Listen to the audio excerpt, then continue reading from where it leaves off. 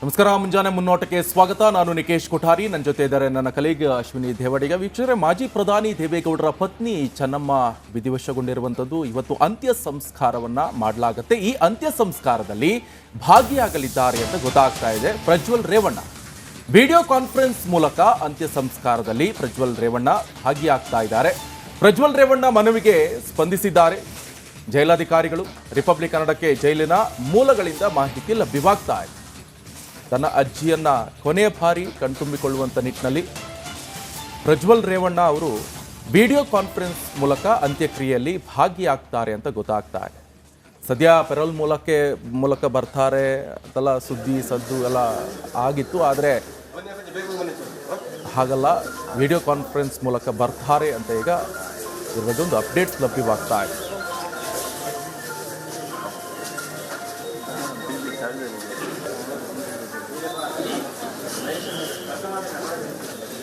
ಮಾಜಿ ಪ್ರಧಾನಿ ದೇವೇಗೌಡರ ಪತ್ನಿ ಚೆನ್ನಮ್ಮ ಅವರು ವಿಧಿವಶಗೊಂಡಿದ್ದಾರೆ. ಇವತ್ತು ಅವರ ಅಂತ್ಯ ಸಂಸ್ಕಾರವನ್ನು ಹರದನಹಳ್ಳಿಯಲ್ಲಿ ರಂಗನಾಥ ದೇವರ ತಪ್ಪಲಿನಲ್ಲಿ ಮಾಡಲಾಗುತ್ತೆ. ಸಾಕಷ್ಟು ಜನರು ಕೂಡ ಭಾಗಿಯಾಗ್ತಾ ಇದ್ದಾರೆ, ಗಣ್ಯಾತಿ ಗಣ್ಯರು. ಜೊತೆಗೆ ತನ್ನ ಅಜ್ಜಿಯನ್ನು ಕೊನೆಯ ಬಾರಿ ನೋಡುವಂಥ ನಿಟ್ಟಿನಲ್ಲಿ, ಅಂತಿಮ ದರ್ಶನವನ್ನು ಪಡೆದುಕೊಳ್ಳುವಂಥ ನಿಟ್ಟಿನಲ್ಲಿ ಪ್ರಜ್ವಲ್ ರೇವಣ್ಣ ಅವರು ಜೈಲಿನ ಮುಖಾಂತರವೇ ಅಲ್ಲಿಂದನೇ ವಿಡಿಯೋ ಕಾನ್ಫರೆನ್ಸ್ನಲ್ಲಿ ಭಾಗಿಯಾಗ್ತಿದ್ದಾರೆ ಅಂತ ಗೊತ್ತಾಗ್ತಾ ಇದೆ. ಸದ್ಯ ಈಗಾಗಲೇ ನೋಡ್ತಾ ಇರ್ಬೋದು, ಸಾರ್ವಜನಿಕ ದರ್ಶನಕ್ಕೆ ವ್ಯವಸ್ಥೆಯನ್ನು ಮಾಡಲಾಗಿದೆ. ರೇವಣ್ಣ ಅವರ ಮನೆಯಲ್ಲಿ ಹಾಸನದಲ್ಲಿ ರೇವಣ್ಣ ಅವರ ಮನೆಯಲ್ಲಿ ಚೆನ್ನಮ್ಮ ಅವರ ಅಂತಿಮ ದರ್ಶನಕ್ಕೆ, ಸಾರ್ವಜನಿಕ ದರ್ಶನಕ್ಕೆ ವ್ಯವಸ್ಥೆಯನ್ನು ಮಾಡಲಾಗಿದೆ. ಇದಾದ ನಂತರ ಮೆರವಣಿಗೆ ಮೂಲಕ ಪಾರ್ಥಿವ ಶರೀರವನ್ನು ಹರದನಹಳ್ಳಿಯ ರಂಗನಾಥ ಸ್ವಾಮಿ ತಪ್ಪಲಿನಲ್ಲಿ ಇರುವಂತಹ ಅಲ್ಲಿ ಅಂತ್ಯಕ್ರಿಯೆ ಸ್ಥಳ ಏನಿದೆ, ಈಗಾಗಲೇ ರಂಗನಾಥ ಸ್ವಾಮಿ ದೇವಸ್ಥಾನದ ಪುರೋಹಿತರು ಕೂಡ ಅಲ್ಲಿ ಸ್ಥಳವನ್ನು ನಿಗದಿ ಮಾಡಿದ್ದಾರೆ. ವಾಸ್ತು ಪ್ರಕಾರ ಎಲ್ಲ ಕ್ರಿಯೆಗಳನ್ನು ಮಾಡಲಾಗುತ್ತೆ. ಈ ನಿಟ್ಟಿನಲ್ಲಿ ಕೂಡ ಸ್ವತಃ ಜವಾಬ್ದಾರಿಯನ್ನು ಹೊತ್ತಂಥ ರೇವಣ್ಣ ಅವರು ಸ್ಥಳ ಪರಿಶೀಲನೆ ಇರ್ಬೋದು, ಅಲ್ಲಿ ವ್ಯವಸ್ಥೆ ಇರ್ಬೋದು, ಎಲ್ಲವನ್ನು ಕೂಡ ಕಂಡುಕೊಳ್ತಾ ಇದ್ದಾರೆ. ಜೊತೆಗೆ ಸಾಕಷ್ಟು ಜನರು ಕೂಡ ಬರ್ತಾ ಇದ್ದಾರೆ. 40,000 ಆಸನದ ವ್ಯವಸ್ಥೆ ಕೂಡ ಮಾಡಿಕೊಳ್ಳಲಾಗ್ತಾ ಇದೆ ಅಂತ ಗೊತ್ತಾಗ್ತಾ ಇದೆ. ಜೊತೆಗೆ ಪ್ರಜ್ವಲ್ ರೇವಣ್ಣ ಎಲ್ಲೋ ಒಂದು ಕಡೆ ಬರ್ತಾರೆ ಅಂತ ಬಹಳ ದೊಡ್ಡ ಮಟ್ಟದ ಸುದ್ದಿ ಆಗಿತ್ತು. ಆದರೆ ವಿಡಿಯೋ ಕಾನ್ಫರೆನ್ಸ್ ಮೂಲಕ ಅಂತ್ಯಕ್ರಿಯೆಯಲ್ಲಿ ಭಾಗಿಯಾಗ್ತಾರೆ ಅಂತ ಗೊತ್ತಾಗ್ತದೆ.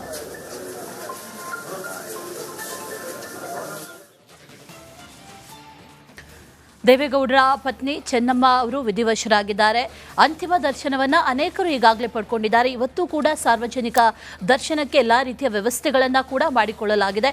ಇನ್ನು ಅಂತ್ಯ ಸಂಸ್ಕಾರಕ್ಕೂ ಕೂಡ ಅಂತಿಮ ಹಂತದ ಸಿದ್ಧತೆಗಳನ್ನು ನಡೆಸಲಾಗ್ತಾ ಇದೆ.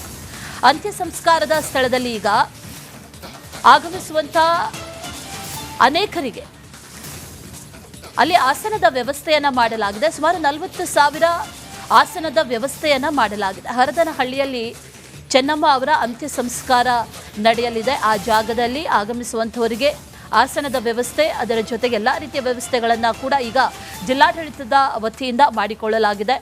ಹಾಸನ ಜಿಲ್ಲೆಯ ಹೊಳೆನರಸೀಪುರ ತಾಲೂಕಿನ ಗ್ರಾಮ, ಅಲ್ಲಿ ಅಂತ್ಯ ಸಂಸ್ಕಾರ ನಡೆಯಲಿದೆ. ಅಂತ್ಯ ಸಂಸ್ಕಾರದಲ್ಲಿ ಸಿಎಂ ಡಿ.ಕೆ. ಶಿವಕುಮಾರ್ ಭಾಗಿಯಾಗ್ತಾರೆ. ಜೊತೆಗೆ ಕೇಂದ್ರ ಸಚಿವರಾದಂಥ ಪ್ರಹ್ಲಾದ್ ಜೋಶಿ, ಶಿವರಾಜ್ ಸಿಂಗ್ ಚೌಹಾಣ್ ಸೇರಿದಂತೆ ಅನೇಕ ಗಣ್ಯರು ಭಾಗಿಯಾಗುವಂಥ ನಿರೀಕ್ಷೆ ಇದೆ, ಸಾಧ್ಯತೆ ಇದೆ ಅನ್ನುವಂಥ ಮಾಹಿತಿ. ಹಾಗಾಗಿ ಎಲ್ಲ ರೀತಿಯ ಸಿದ್ಧತೆಗಳನ್ನು ಕೂಡ ಈಗಾಗಲೇ ಮಾಡಿಕೊಳ್ಳಲಾಗಿದೆ. ಅಂತಿಮ ಹಂತದ ಸಿದ್ಧತೆಗಳನ್ನು ಈಗ ಮಾಡಿಕೊಳ್ಳುತ್ತಾ ಇದ್ದಾರೆ ಅನ್ನುವಂಥ ಮಾಹಿತಿ. ರೇವಣ್ಣ ಅವರ ಮನೆಯಿಂದ ಅಂತಿಮ ಯಾತ್ರೆ ಕೂಡ ಹೊರಡುತ್ತೆ. ಅಂತ್ಯ ಸಂಸ್ಕಾರದ ಜಾಗದವರೆಗೂ 9:30 ಅಂತ ಇತ್ತು, 10:30ಕ್ಕೆ ಈ ಅಂತಿಮ ಯಾತ್ರೆ ಹೊರಡುತ್ತೆ ಅನ್ನುವಂಥ ಮಾಹಿತಿ ಈಗ ಸದ್ಯಕ್ಕೆ ಲಭ್ಯ ಆಗಿರೋದು. ಅಲ್ಲಿವರೆಗೂ ಕೂಡ ಸಾರ್ವಜನಿಕ ದರ್ಶನಕ್ಕೆ ಅವಕಾಶವನ್ನು ಮಾಡಿಕೊಡಲಾಗಿದೆ. ಆ ನಂತರದಲ್ಲಿ ಅಂತಿಮ ಯಾತ್ರೆ ನಡೆಯುತ್ತೆ. ನಂತರದಲ್ಲಿ ಅಂತ್ಯ ಸಂಸ್ಕಾರಕ್ಕೆ ಈಗ ಎಲ್ಲ ರೀತಿಯ ಸಿದ್ಧತೆಗಳನ್ನು ಕೂಡ ಮಾಡಿಕೊಂಡಿದ್ದಾರೆ. ನಿನ್ನೆಯೂ ಕೂಡ ಅನೇಕರು ಆಗಮಿಸಿ ಅಂತಿಮ ದರ್ಶನವನ್ನು ಪಡೆದರು. ರಾತ್ರಿಯೂ ಕೂಡ, ಮಧ್ಯರಾತ್ರಿಯಲ್ಲೂ ಕೂಡ ಅನೇಕರು ಆಗಮಿಸಿ ದರ್ಶನವನ್ನು ಪಡೆದಿದ್ದಾರೆ. ಸದ್ಯಕ್ಕೀಗ ರೇವಣ್ಣ ಅವರ ಮನೆಯಲ್ಲಿ ಪಾರ್ಥಿವ ಶರೀರವನ್ನು ಇರಿಸಲಾಗಿದೆ. ಅಲ್ಲೂ ಕೂಡ ಅನೇಕರು ಆಗಮಿಸಿ ಅಂತಿಮ ದರ್ಶನವನ್ನು ಪಡಿತಾ ಇದ್ದಾರೆ, ನಮನವನ್ನು ಸಲ್ಲಿಸ್ತಾ ಇದ್ದಾರೆ. ಜೊತೆಗೆ ಇವತ್ತು ಅಂತ್ಯ ಸಂಸ್ಕಾರದಲ್ಲೂ ಕೂಡ ಅನೇಕರು ಭಾಗಿಯಾಗ್ತಾ ಇರೋದ್ರಿಂದ ಅಲ್ಲೂ ಕೂಡ ಎಲ್ಲ ರೀತಿಯ ಸಿದ್ಧತೆಗಳನ್ನು ಈಗಾಗಲೇ ಮಾಡಿಕೊಳ್ಳಲಾಗಿದೆ. ಜಿಲ್ಲಾಡಳಿತದ ವತಿಯಿಂದ ಸಿದ್ಧತೆಗಳನ್ನು ಮಾಡಿಕೊಳ್ಳಲಾಗಿದೆ ಅನ್ನುವಂಥ ಮಾಹಿತಿ ಸದ್ಯಕ್ಕಿದೆ. ಸುಮಾರು 40,000 ಆಸನದ ವ್ಯವಸ್ಥೆಯನ್ನು ಕೂಡ ಈಗ ಮಾಡಿಕೊಳ್ಳಲಾಗಿದೆ ಅನ್ನುವಂಥ ಮಾಹಿತಿ ಸದ್ಯಕ್ಕೀಗ ಲಭ್ಯವಾಗ್ತಾ ಇದೆ. ನೇರ ದೃಶ್ಯಾವಳಿಗಳನ್ನು ಗಮನಿಸ್ತಾ ಇದ್ದೀವಿ. ರಾತ್ರಿಯಿಂದಲೂ ಕೂಡ ಅನೇಕರು ಆಗಮಿಸಿ ಅಂತಿಮ ದರ್ಶನವನ್ನು ಪಡಿತಾ ಇದ್ದಾರೆ. ಈಗಲೂ ಕೂಡ ಅನೇಕರು ಆಗಮಿಸಿ ಆ ಹಳ್ಳಿಯವರು, ಗ್ರಾಮದವರು, ಸುತ್ತಮುತ್ತಲಿನವರು, ಅದರ ಜೊತೆಯಲ್ಲಿ JDSನ ಕಾರ್ಯಕರ್ತರಾಗಿರ್ಬೋದು, ಪ್ರತಿಯೊಬ್ಬರಿಗೂ ಕೂಡ ತಾಯಿಯಂತೆ ಇದ್ದವರು, ತಾಯಿಯ ಸ್ಥಾನವನ್ನು ತುಂಬಿದಂಥವರು ಚೆನ್ನಮ್ಮ. ಹಾಗಾಗಿ ಅಂತಿಮ ದರ್ಶನವನ್ನು ಅನೇಕರು ಪಡಿತಾ ಇದ್ದಾರೆ. ಅಂತಿಮ ನಮನವನ್ನು ಕೂಡ ಸಲ್ಲಿಕೆ ಮಾಡ್ತಾ ಇರುವಂಥ ನೇರ ದೃಶ್ಯಾವಳಿಗಳನ್ನು ಗಮನಿಸ್ತಾ ಇದ್ದೀವಿ. ಸದ್ಯಕ್ಕೆ ರೇವಣ್ಣ ಅವರ ಮನೆಯಲ್ಲಿ ಮೃತದೇಹವನ್ನು ಇರಿಸಲಾಗಿದೆ, ಪಾರ್ಥಿವ ಶರೀರವನ್ನು ಇರಿಸಲಾಗಿದೆ. ಅಲ್ಲಿ ಅಂತಿಮ ದರ್ಶನಕ್ಕೆ ವ್ಯವಸ್ಥೆಯನ್ನು ಕೂಡ ಮಾಡಿಕೊಳ್ಳಲಾಗಿದೆ. ಕುಟುಂಬಸ್ಥರು ಕೂಡ ಪೂಜೆಯನ್ನು ಈ ಸಂದರ್ಭದಲ್ಲಿ ಸಲ್ಲಿಕೆ ಮಾಡಿದ್ದಾರೆ. ಕುಟುಂಬಸ್ಥರ ಪೂಜೆಯ ಬಳಿಕ ಸಾರ್ವಜನಿಕರ ದರ್ಶನಕ್ಕೂ ಕೂಡ ವ್ಯವಸ್ಥೆಯನ್ನು ಮಾಡಿಕೊಡಲಾಗಿದೆ. ಅಂತಿಮ ದರ್ಶನವನ್ನು ಅನೇಕರು ಪಡಿತಾ ಇದ್ದಾರೆ. ಇಡೀ ಹಾಸನ ಜಿಲ್ಲೆ ಒಂದು ರೀತಿಯಲ್ಲಿ ಶೋಕಸಾಗರದಲ್ಲಿ ಮುಳುಗಿದೆ. ಅನೇಕರು ಆಗಮಿಸಿ ಈಗಾಗಲೇ ಅಂತಿಮ ದರ್ಶನವನ್ನು ಪಡೆದಿರೋದು. ಇವತ್ತೂ ಕೂಡ ಅಂದರೆ ಬೆಳಗ್ಗಿನಿಂದಲೂ ಕೂಡ ಆಗಮಿಸಿ ಅಲ್ಲಿನ ಜನರು, ಸ್ಥಳೀಯರು ಎಲ್ಲರೂ ಕೂಡ ಆಗಮಿಸಿ ಅಂತಿಮ ದರ್ಶನವನ್ನು ಪಡಿತಾ ಇದ್ದಾರೆ. ಇನ್ನು ಸಿಟಿ ರವಿ ಕೂಡ ಈ ಸಂದರ್ಭದಲ್ಲಿ ಆಗಮಿಸಿ ಅಂತಿಮ ದರ್ಶನವನ್ನು ಪಡೆದಿದ್ದಾರೆ, ಅಂತಿಮ ನಮನವನ್ನು ಸಲ್ಲಿಕೆ ಮಾಡಿದ್ದಾರೆ.